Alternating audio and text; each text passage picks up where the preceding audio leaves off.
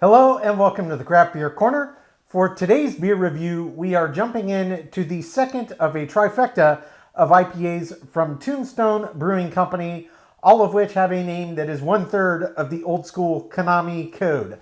If you're a video gamer from my generation, you know this intimately. This one is part 2, so left, right is the name of the beer. And as we go through these, we started with the standard IPA. This is now the double IPA. The final BA Start will be the name of that one, is a triple IPA. So today we're focusing on the double. 8.9% ABV on this one. Tombstone Brewing is based in Phoenix, Arizona. Just as with the last, and indeed I didn't check the label, but I expect the third will be as well. This is a hazy, and it is brewed yet again with 2 specific hops, and that is mosaic and citra.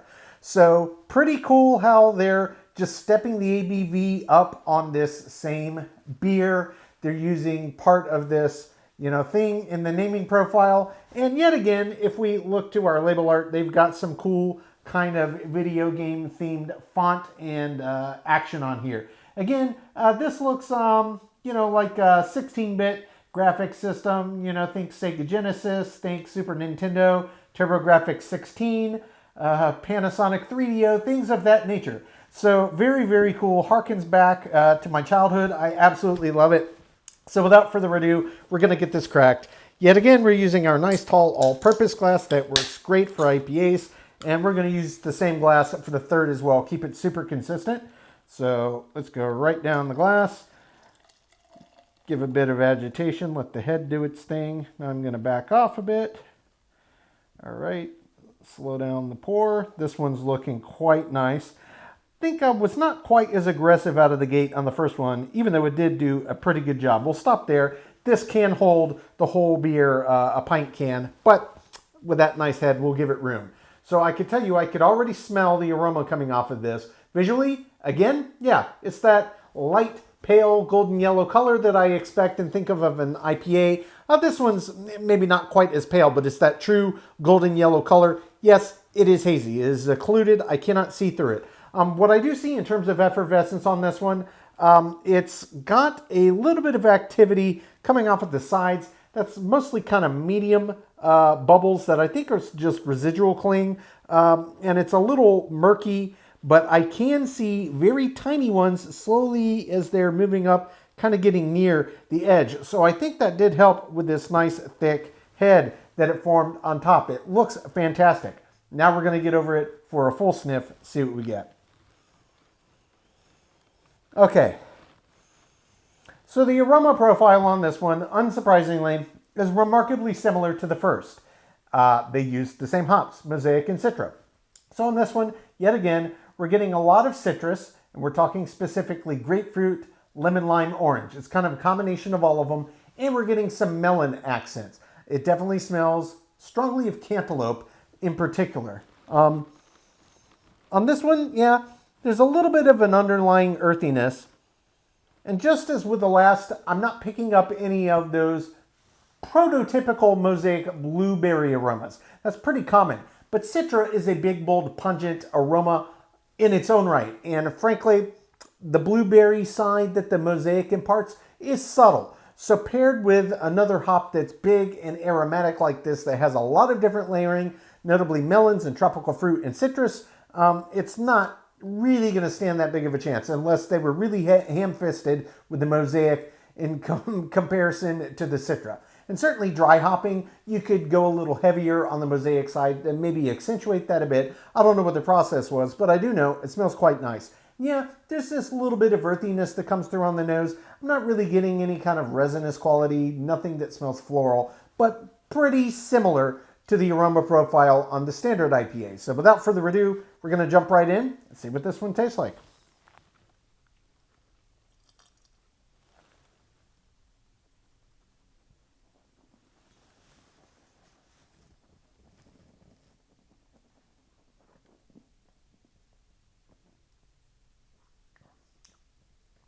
Oh, yet again, it's a very tasty beer. It's a very tasty beer indeed. So, we'll start body and mouthfeel. The body on this one actually, for pushing 9%, it's not as weighty as you would expect. It almost feels identical to my recollection of what the body felt like on the first beer. So you would expect this to really be starting to get into that medium heavy territory.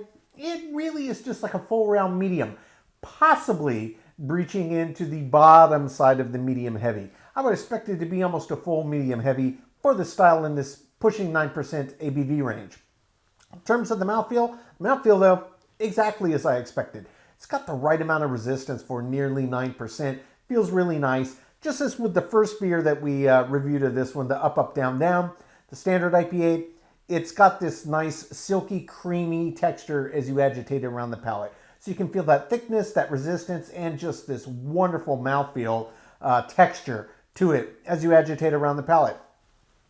Now, on the flavor profile side of the equation, there's no surprises here. It's really not pulling any punches. It's exactly what you would expect. Yet again, it's almost going to be a little bit of a repeat of what I said on the first IPA. Slight deviations though. On this one, there's more noticeable earthiness that comes through. There's also, surprisingly, a bigger sense of the bitters on this beer, which is a pleasant surprise for me. You know me, I'm a big hophead. I love bitters that come through in an IPA.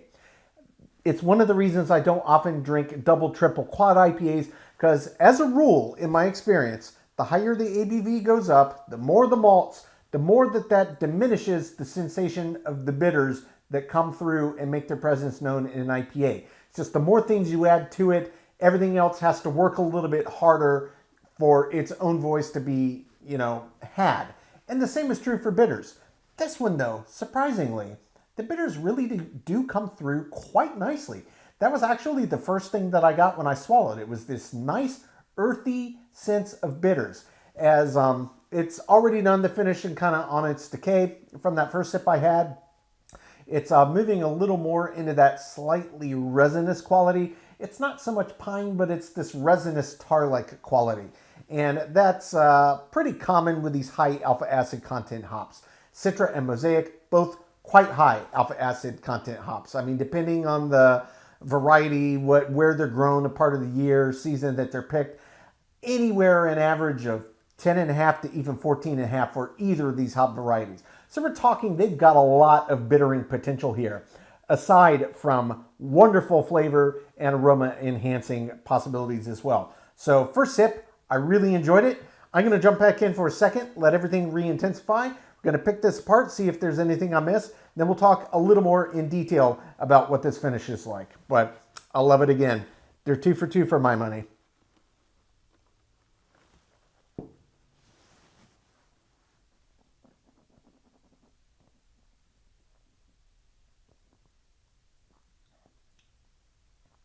Oh, it's so nice. Yeah. So nice earthy bitters really comes up front. That's actually in tandem with a little bit of this tropical fruit, melon, and citrus vibe. So the aromas that you get really do translate into the flavor profile in this class. And now that I'm hitting between that 5 and 10 second mark, after that nice, fresh, bright citrus and tropical fruit kind of flavor is dialed back a bit, that bittering underlying this beer is really starting to intensify. It's really quite nice. And it is driven dominantly by this earthy sense of bitters. We're talking like a much more intense British Fuggle hop type of flavor profile here. Now, we're getting near that 15, 20, maybe even 25 second mark after the sip. That's where this resinous quality is really starting to pop out. So kind of the flavor profile, how it develops is like this big rush. You get this nice earthy bitters up front, and it immediately blossoms behind into citrus and tropical fruit. And then that settles down within 5-10 seconds, and then you have this nice increase slowly in the bittering. So the flavor part of the equation is going down, whereas the bittering part of the equation is going up. And then they both kind of plateau a little bit, and the flavor goes down a little more, and the hop bittering drops off even slower. The finish on this is impressive, especially considering that this is a double IPA. It's much longer than your average double IPA, and 100%, the driving factor, the driving force behind the length of the finish on this is the bittering. It's the magic of the bitters that are coming straight out of these high alpha acid content hops. And that is really driving the length. And this is not a ridiculous amount of intensity, but it's a clarity of bitters that linger on the back of the palate. And it is a mix of earthiness and resinous. So it's got this tarry resinous mixed with earthy. So those two in particular, for my money, the kind of hop flavor characteristics that drive bitters are the ones that can really help it stand out the most and kind of drive it out even longer than you would normally get. They just tend to have a little more intensity behind them. But I gotta say, this beer is absolutely fantastic. I loved the first one. Arguably, I'm more impressed with this because it is a double. What they pulled off here is fantastic. I don't drink a lot of doubles, but if most of the doubles I had were like this, I would certainly drink a lot more of them. I absolutely love this beer. I'm going to take my time, sip on this, come up with my scores. When we come back, we'll get this one ranked from top to bottom.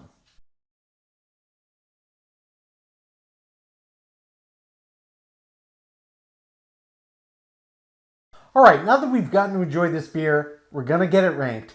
This is Tombstone Brewing Company's Left, Right, a double hazy IPA clocking in at 8.9% ABV. Tombstone is based in Phoenix, Arizona. So this was kind of number 2 in a trifecta of IPAs from Tombstone. They're stepping up in ABV and using the same base formula, and also all sharing part of the old school video game Konami code in their naming convention. So for this one, I was absolutely blown away. I really, really enjoyed the first beer, and I was going on and on about what a great example of what they did that it was. If anything, this one just took it to the next level for me. This really was just shy of perfection. There was indeed only one category out of all 10 that this did not get a perfect score, and that was the body on this beer. It was above average, but the body was almost identical to the body that was on the lower ABV standard IPA. This was approaching 9%. It really should have been on the high end of, medium heavy, bordering on heavy, maybe middle road of medium heavy, but this is really just kind of on that border between medium heavy. It just didn't have quite the weight that you would expect of a 9% IPA. It's a small little thing, but it is what it is. Grand scale though, it was indeed above average. The body I did give a 7 out of 10, but it got a perfect 10 out of 10 in all 9 remaining categories. That is aroma, taste, mouthfeel, finish, head retention, appearance, balance, feeling in the intangible, and example of style, which does bring the total score on Tombstone Brewing Company's Left, Right to a 97 out of 100. Guys, I talk about this often, but this was just another great case example of it's not the style. I don't normally go for double, triple, quad IPAs, but the reason for it is I like bitters. I like a bitter-forward IPA. I tend to buy West Coast styles for my own pleasure drinking. I like the bitters. As you start going up in ABV, most IPAs you'll find out in the marketplace, the bitters will be further dialed back. Now, part of it has to do to the inherent nature of how the ingredients work together in the beer itself, but part of it certainly, and this proves it, it's one of a handful, proves it, it comes down to how the brewer does what they do. Yes, it is possible to make an IPA that is a higher ABV, but still has a really nice bitter presence to it, and this one was one of the best double IPAs I've had to date. I would drink this and buy this and recommend it any day of the week to any fan of IPAs for that reason and that reason alone. Aside from everything else that was so perfect about this beer, that is the main driving factor for my money. It's what separates the truly great beers, the truly special ones, from the run-of-the-mill. Anybody can make a double IPA. Making a double IPA that has this type of presence, especially as a hazy sub-style, it is beyond impressive. If that sounds like something you're interested in, I do highly recommend you check this beer out. Folks, that's today's review. As always, I do sincerely appreciate you tuning in today. Please don't forget to like, comment, and subscribe. If you want to stay in the loop when our videos go live, just turn on your notifications, hit the bell icon. It is right next to the subscribe button. Until next time, keep it beer, keep it craft. We'll see you on the next one. Cheers.